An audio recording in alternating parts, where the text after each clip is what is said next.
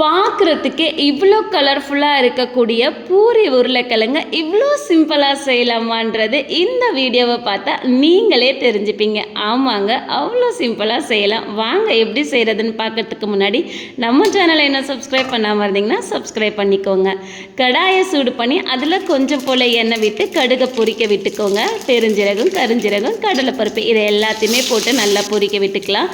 2 பெரிய வெங்காயத்தை நீல வாக்கில் கட் பண்ணி இதில் சேர்த்துக்கோங்க. 2 பச்சை மிளகாய், கொஞ்சம் போல் கருவேப்பிலை இதை எல்லாத்தையுமே போட்டு நம்ம வதக்கிக்கலாம்.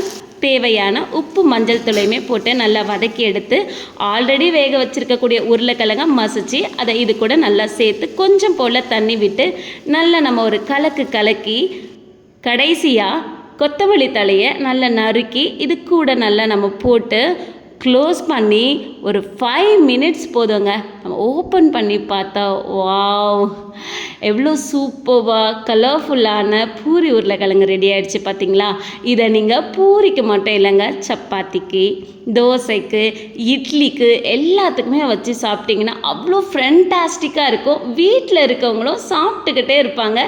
உங்களுக்கும் சுட்டு சுட்டு கை வலி தாங்க மிச்சமாக இருக்கும். அவ்வளோ ஃபென்டாஸ்டிக்காக இருக்கும். ட்ரை பண்ணி பார்த்துட்டு சொல்லுங்கள். தேங்க்யூ.